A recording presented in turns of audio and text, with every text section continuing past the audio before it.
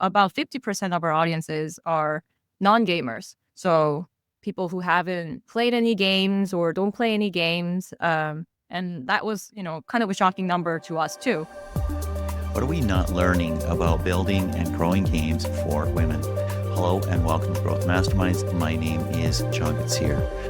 We know that 50% or more of mobile gamers are women, but how good are we actually at building games that they love?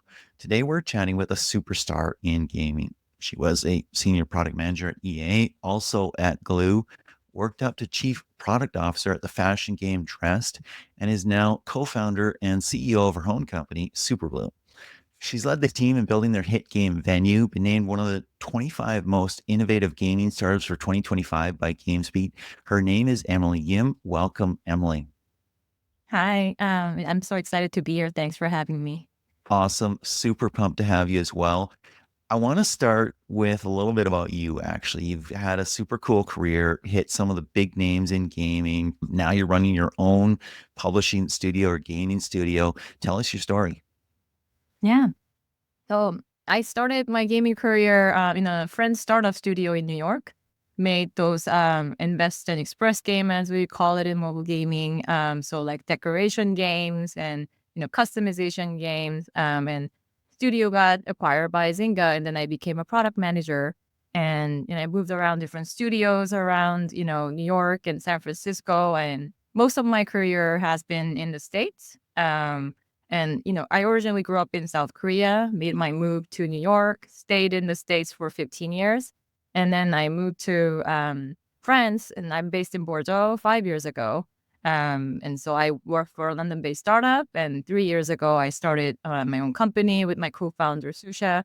It's called Superbloom. And we have an interior design and decoration game Venue out there, globally launched as of last week. So it's been an exciting journey for me, transitioning kind of from fashion career in my early 20s to accidentally coming into gaming because of, my guild mates at World of Warcraft, and then going from there, working on a lot of casual gaming titles and learning a lot about the audiences. And I've been focusing a lot about female audiences. And I, got fascinated about the personas that they have. You think they're pretty casual and chill. They're always playing polo games, but they have different personas depending on the genre and subgenres they're in. So that got me Mhm. really excited in being into the lifestyle category. And that's, where I've been in for the last 7 years. Super cool. It's amazing how our careers tend to rhyme a little bit throughout time, right? You started off in fashion, you said, while you worked for Dressed, right? Now you're Yeah. in a game that's not exactly fashion, but it's design, it's style, right? So it's very, very adjacent. It's very, very related. Love that. And you live in Bordeaux, which I'm like super jealous about. Nice weather, warm. And as we mentioned before, we started recording 2 hours by train from Paris. I mean, like, Yeah. yeah, And does it don't get forget better why. than that? Wow. Okay, so we're going to talk about a lot of stuff. We're going to talk about your game. We're going to talk about the origin. We're going to talk about your growth strategy, the tech you use there, partners. We're talking about the audience, and we're going to get into women and games, their drivers, goals, where games fit, social aspects, all that stuff. Let's start with your game, Venue. What is it? How's it work? How'd you come up with the idea? Yeah. So it's a, decoration interior design game. And we cover broadly anything and everything that you can decorate. Anything from your, corner of your house, kitchen nook to, parties and weddings and boat houses, private jets, and anything you can imagine. So a lot of, real life fantasies are, being designed in our game. And the way I came up with the idea is, I was in lifestyle games category. I worked on coveted fashion at Glue, and I got to see how design home, team operated, and I saw a massive opportunity in that category. But it's a pretty, hard category to crack because it requires a Hmm. lot of content and live ops, and not a lot of people were taking a stab at the design category. And I thought it could use more elevation, innovation, also broadening the audiences. And yeah. You have a question? I think it's super cool. I mean, I took a quick look, right? And I think that there's a lot of education that can happen there too. Maybe you're interested in design and you think, hey, I want to become a designer. Well, here's a way to actually play at that, almost at that career, like a sim, basically, which is kind of in the neighborhood of where your game is a little bit. And you've got boho chic, and you've got mid-century modern, and you've got other styles that people can like invest themselves in, play with, and do it like this, and this cool. It's kind of a Hmm. neat way to kind of investigate your own style preferences and like live alternate lifestyle and maybe bring something into your real life. Exactly. A lot of our players actually say they're getting lots of inspirations for their own home and they can decorate with a little bit of more, I guess, bravery, things that they wouldn't try, otherwise. They could try it out in the game and they can apply that in their own surroundings. That has been really one of the most rewarding kind of factors of, serving the audiences. Wow, I'd almost love to see spin-offs of the game or like offshoots where people share inspiration, what they did in the real world there, or even like competitions in your game, and like the reward is like an internship, a 1 month internship at a real design studio or something like that. Yeah, I mean, we have all kinds of social kind of features that we kind of have it lined up, and a lot of it is to do with like sharing their own designs, and some of them also share their own homes and own inspirations. So I think that's a fantastic idea to kind of spin that as some sort of tie that with the prizes that's tied to real life, and definitely will be exciting. Awesome, awesome, cool. So, what's your growth strategy been for Venue?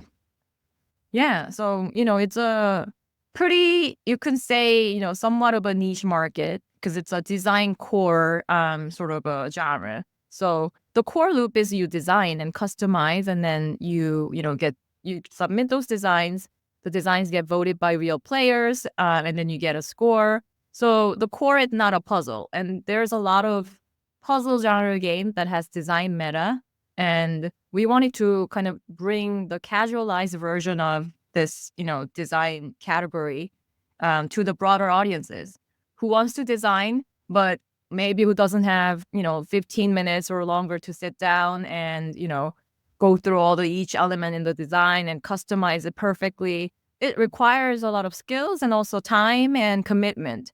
And a lot of people don't have all that commitment and skills and time. So, why don't we just make it easier for people to design and decorate? And so in our game, what's specific about our core is that we don't have a lot of options per node, we call it. So, we have somewhere between 9 to 12 options per node, which makes your choice and like design decision easier. And by making it easy to play and casualizing it, we can reach broader audiences. And in fact, we have, about 50% of our audiences are non-gamers. So people who haven't played any games or don't play any games. And that was, kind of a shocking number to us too. We thought we would reach them, but we didn't think it was going to be half. So, yeah. Let's dive in on that. That's super interesting. About half of your user base, player base, is people who are not gamers. They don't game. That's really interesting because a lot of the ways that people try and get gamers for their game is by advertising in other games. If they're Mhm. not gamers, you're not getting them there. Yeah. So, we're still like, we just globally launched. We're still in the beginning of our journey to grow the game, expand our game. So far, we haven't advertised our game within another games. So Hmm. no advertising in networks just yet. We've been growing, on platforms like Google Ads and Facebook Ads, and really a lot of lifestyle content, like kind of advertisement. And we try to like find our ideas on our growth and how we're going to advertise, by just looking at social media and seeing what people, in our target audience relate to. So a lot of that kind of has to do with memes or funny videos or, UGC kind of a content creation. And that's been working really well. And we've been doing in a very scrappy way. So we're not paying influencers to make anything. We're doing it all ourselves. Wow. Wow. I wonder if paid content would be an interesting path for you as well. I talked to a woman from Australia who is building an app, and it was a lifestyle app as well, if I recall correctly. And she was doing paid content with like Vogue, Harper's Bazaar, stuff like that. It was like 3K a pop, and she was getting immense, huge, and ongoing and continual UA from that. It was actually incredibly cheap. This might be interesting. Well, I don't know, Architectural Digest or Yeah, whatever. Right? absolutely. Super cool. So what are you doing in terms of tech and live ops and everything? You said it's pretty hands on. I mean, the core loop is different here. Yeah. So, I mean, going into game building, we knew what kind of core loop we wanted to build. We didn't really deviate in terms of the mechanic. We started Hmm. out as a pretty niche idea at first. The idea for the initial game was tablescape, which is like, party table decorations, very small niche within the design category. But we quickly broadened that to anything design and decoration. So, the core loop, from initial playtesting days, it worked really well. So at that point, we needed to decide a lot on, okay, how are we going to deliver backend content? How do we build our content pipeline? What's our growth strategy, marketing channels, and like data partners and all of those things. And our strategy always had been, not making everything in-house. If it could be replaced by third-party partners at a cheaper cost and faster, let's use them. And then let's focus on building the right game, building, the features and tweaking the features, and let's test the game. So, we kind of quickly went to really, finding our, backend partner. We're using someone called MetaPlay. They're also, backend support for studios like Metacore for Merge Hmm. Mansion. So we have a strong partner there. We're working with Singular as well for our MMP, and that's been really smooth sailing. Thing about MMP is that the value that you bring is like the least pain point you kind of give to the customers, right? So if it Hmm. doesn't give any problems, great, and it's been the case for us. So that's been good. And then we use Dive as our data partner. They're kind of like a fractional data team. So, I come from product background. So like for me, data is just very important from the get-go when we live test it. But Hmm. when you don't have data analysts, engineers, and a team behind you, there's so much you can do with that data. And so we had this gap of like wanting all the robust data and then not having the headcount. And to really kind of invest in that upfront, it was kind of a huge cost. So we went with them, and we have very robust, dashboard that's made in Tableau, and we look at it every day, and that's been helping, tweaking our economy to checking if the features are going well and A/B Hmm. testing new things. Hmm. So, our partners have been, really helpful for maintaining our lean team, which is, we're at 14 people. That's half of where our competitors have. So that's been a good learning and good kind of pathway for us. Super interesting. I mean, small teams grow amazing things, right? What was Instagram when it was bought by then Facebook? I mean, I think it was less than 20 people, maybe less My than 30, gosh. right?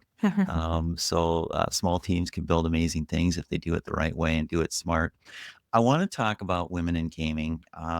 As I said off the top, we know from surveys that half of mobile gamers or more, in some cases it's more, are women.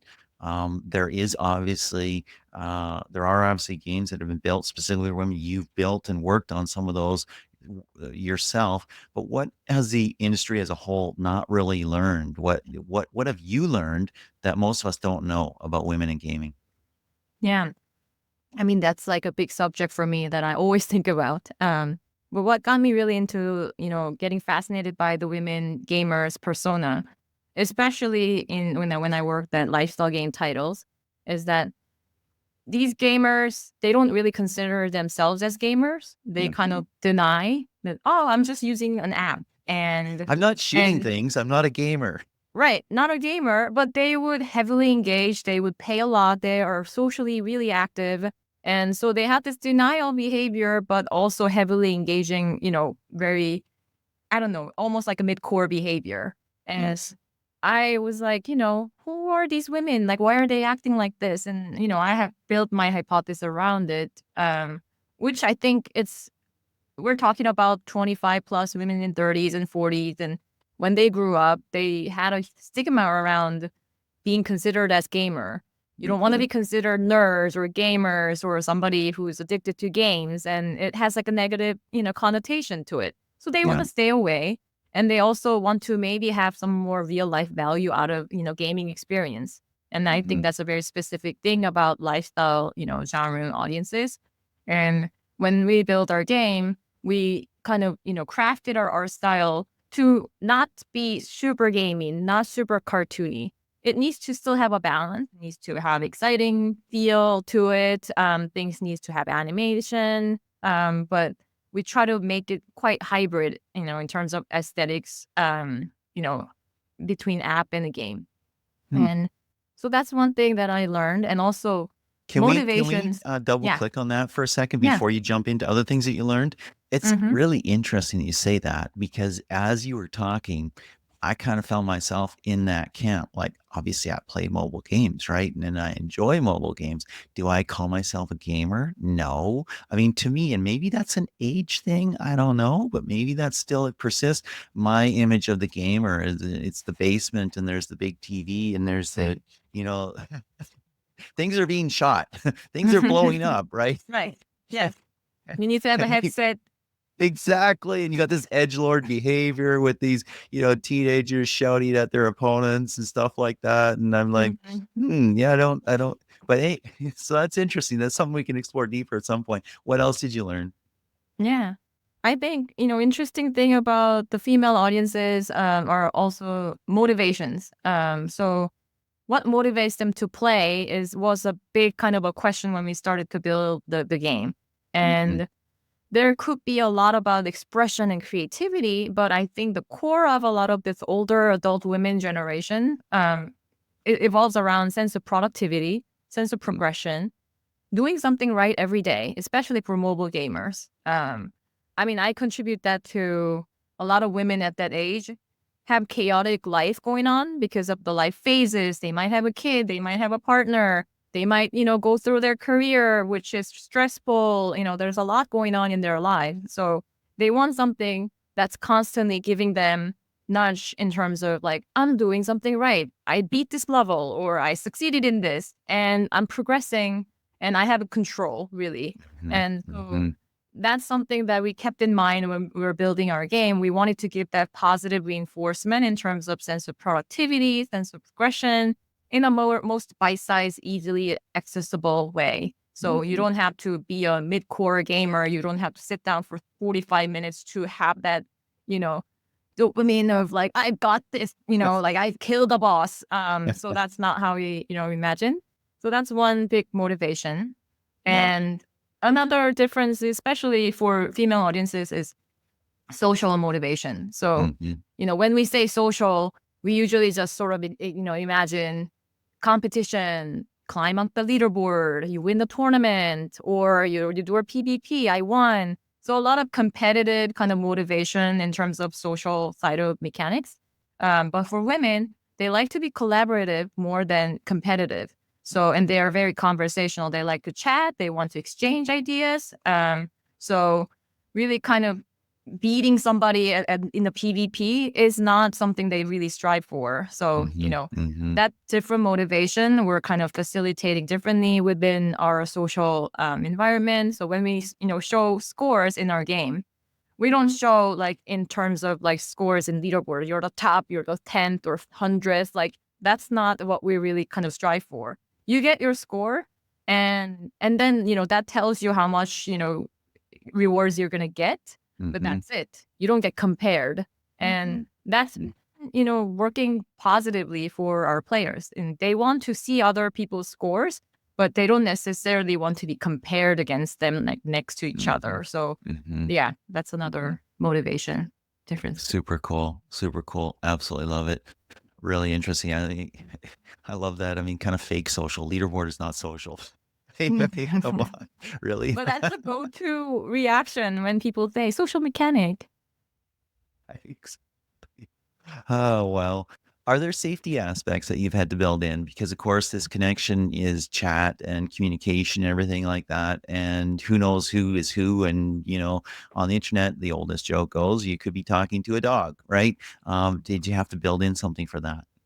Yeah, I mean, we are building that right now, so we're really being mindful of, those safety measures, from what I hear in the industry leaders and other founders, reporting ability, blocking ability is a must have. You can't go, Hmm. social features, build the social features without those. Hmm. Moderation, there's a lot of AI tools out there now to help you with it.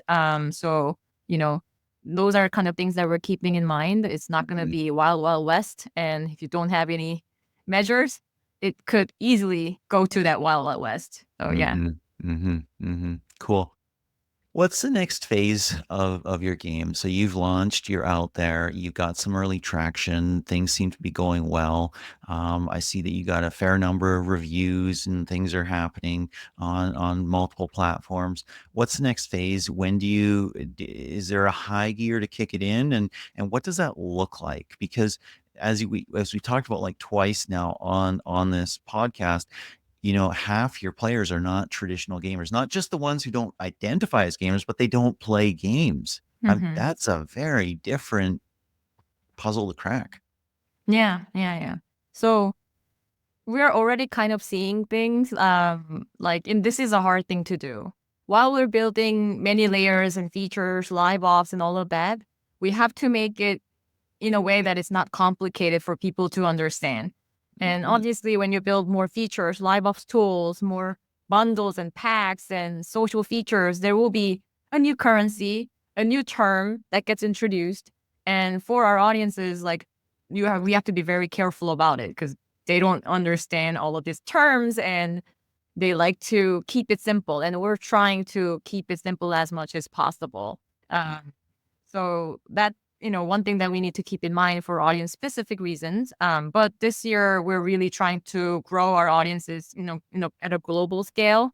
US is our, big market and very important market, but we've been getting traction in Europe, some in Asia, Southeast Asia, Latin America, and like, north of Africa as well. So there's a lot of pockets of markets that are interesting. And, we're trying to approach them in more localized, meaningful way. So not just like localizing ad text or copies in the app store. Those are a must do for sure. But is there something that really hits them in terms of motivation, relatable kind of a content that we can broadly reach them? So we're kind of approaching in more micro market kind of a way, if you Mhm, will. mhm, And that's mhm. kind of our growth strategy.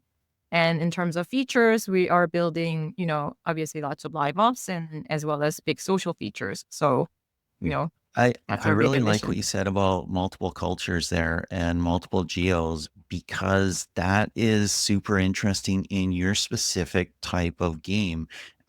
You know what? Maybe I like a Thai aesthetic. Maybe I like a Southern or Western African aesthetic or something like that. And guess what? People are all over the world, right? So people have Yeah. come from everywhere to everywhere. And so even if you're Hmm. selling mostly in the States, there's lots of people there with different design sensibilities who may have come from different cultures, different nations as well. So that's really cool. And then you can bring in elements of that and you can get a very complex aesthetic going on potentially as well.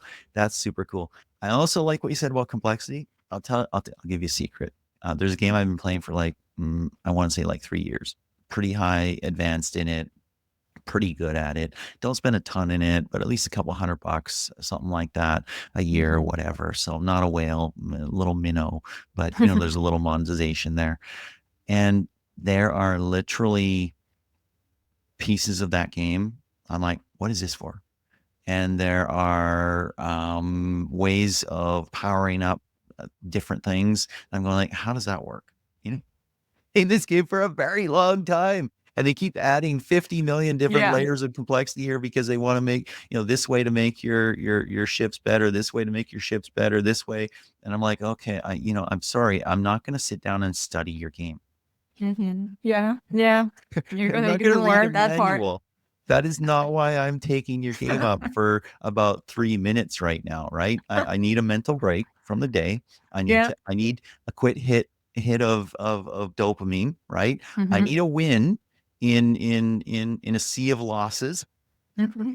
You Yeah. know, Yeah. that's Modern why I'm world. picking up your game, right? And so, Hmm. yeah, knowing where your game fits is really, really important. Yeah, yeah, that's what we see from our audiences too. And we're kind of like we have internal jokes on, how different kind of a names what our audiences call certain currency. They could never guess. I mean, there's something called paintbrushes, and it's like a kind of a green icon, and people call it brushes, hammers, the green thing, the green flower, whatever that might be. It's just like you know, it just increases the variation of the name calling. I'm super intrigued by the fact that half your players haven't played games before, or don't play games regularly, and what that means. Because as you market for those people, you may not want to market that as a game. Hmm. Yeah. That's And I think, interesting. yeah, our game aesthetic really helped because it's a photorealistic aesthetics. You see rooms and designs in 3D photorealistic way. So by just looking at the game theme, you don't assume this is going to be a game. You think it's a design app, and that kind of really hooks you in.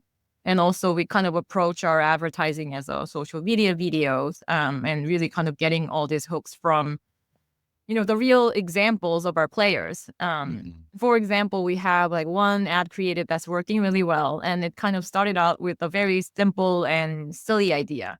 I had one of my girlfriends play our game a while ago, who's a non-gamer. She doesn't play any game. And she was hooked with the game. And she told me, Emily, like I love this app, and I've been playing on my toilet for 45 minutes. This is so addicting. And I'm like, oh, it's a great toilet game. Let me try that out. It's That's like your new very slogan. That's your new ad yeah, right there. I want to see it. yeah. Yeah, we Go have it test it. running. We have it running, and it's one of the really well performing creatives. Play Benny on the toilet. You learn So something new every day. Wow. the way we get ideas for growth. Hey, Yeah. that is awesome. Listening to your users, listening to your players is probably one of the best sources of understanding where to go and what to do in terms of advertising as well as actual gameplay. Absolutely love it. Cool. Emily, thank you for taking this time. I really appreciate having the conversation, and I hope everything goes well over the future. Yeah. Likewise, it's been really fun to chat. And thanks for having me.